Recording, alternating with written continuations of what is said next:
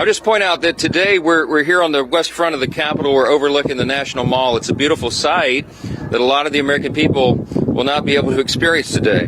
On a normal day, of course, you have tens of thousands of visitors here, family, you have school groups that come and visit. They walk these grounds. We have about 7,000 people who visit this Capitol each and every day. But today that's not going to be the case. Today, America's boys and girls will walk up to these doors and they'll see something different, a sign that says closed until further notice. And that's because at midnight, the Democrats followed through on their threat to shut down the United States government. As we speak here this morning, there are hundreds of thousands of federal workers who are getting their furlough notices. Nearly half of our civilian workforce is being sent home. These are hardworking Americans who work for our federal government.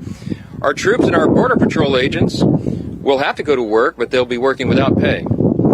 Food assistance, veterans benefits, and vital support for women and children are all coming to a halt. Now, thankfully, President Trump is trying to mitigate the damage as much as possible. His administration is working to limit the harm to the American people, but the longer this goes on, the more pain will be inflicted because it is inevitable when the government shuts down. The sad thing about it is that every single bit of this was entirely avoidable. Democrats could have worked with us in a bipartisan manner to avert this unnecessary and very harmful shutdown, but instead, they did something that is rather shocking to us. They prioritized taxpayer-funded benefits for illegal aliens over keeping the government open for American citizens. They themselves positioned that as a binary choice, and it's patently absurd. Listen to what the Democrats are demanding. They demanded, in exchange for our simple, clean, 24-page bipartisan continuing resolution, the same one that Chuck Schumer and the Democrats voted for just a few months back in March. In exchange for that, they rejected it and they demanded something else. They wanted us to add over $1.5 trillion in new federal spending, paid for, of course, by hardworking American taxpayers, simply for funding the government at current Biden level spending levels. We are not going to do that. We can't do that. We won't do it. Almost 2 weeks ago, the House did our job. In the House, we passed a common sense, nonpartisan bill to keep the government open. Republicans did our job.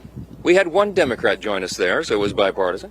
But every other Democrat in the House voted to shut the government down. And last night, 44 Democrats in the Senate did the same thing. This is a clean resolution. It would simply buy Congress a few more weeks, 7 weeks, to finish the job. Why do we need that time? So that appropriators in both parties can finish their work.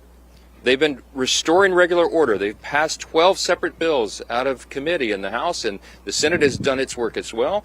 3 bills of the 12 passed in each. It would simply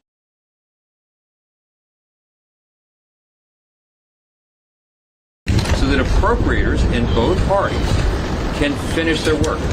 They've been restoring regular order. They've passed 12 separate bills out of committee in the House, and the Senate has done its work as well. 3 bills of the 12 passed in each chamber.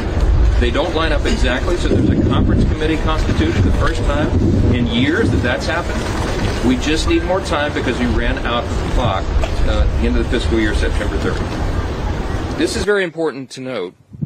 Democrats themselves have voted to pass a clean bipartisan CR just like this 13 times in the last few years. During the 4 years of the Biden administration, 13 times this happened. Republicans did the responsible thing, even when we were in the minority, to keep the government open.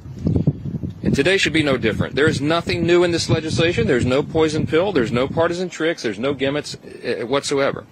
The only difference today is the man who is sitting in the Oval Office. Rather than work with President Trump and Republicans to get this job done, as our party has done repeatedly in the same situation over the years, Democrats want to play political games with the lives and the livelihoods of Americans. The simple truth is Democrats in Congress have dragged our country into another reckless shutdown to satisfy their far-left base. That is the truth. Whether or not the government remains open or reopens is entirely up to them. There's still time for Democrats to pass this clean bipartisan bill that's sitting before them, and we encourage our Democrat colleagues to do that. I certainly pray they'll come to their senses soon, do the right and responsible thing. The reason they will have one more opportunity today is because of the sound leadership that is being provided in the U.S. Senate by our colleagues who are standing here with us. This is a joint press conference, as you know, between leadership, Republican leadership in the House and the Senate. And I'm delighted to yield to my good friend and an extraordinary leader in the Senate, Leader John Thune. All right. Well, thank you, Mr. Speaker, and our House colleagues for doing the work. You sent us a clean, continuing resolution. Unfortunately, we are here this morning in a government shutdown that the Democrats wanted. Chuck Schumer, at the behest of a bunch of liberal, far-left activist groups, has walked his Democrat colleagues into a boxed canyon. There's no way out, folks. There's no way out. This could have been avoided. It's totally unavoidable.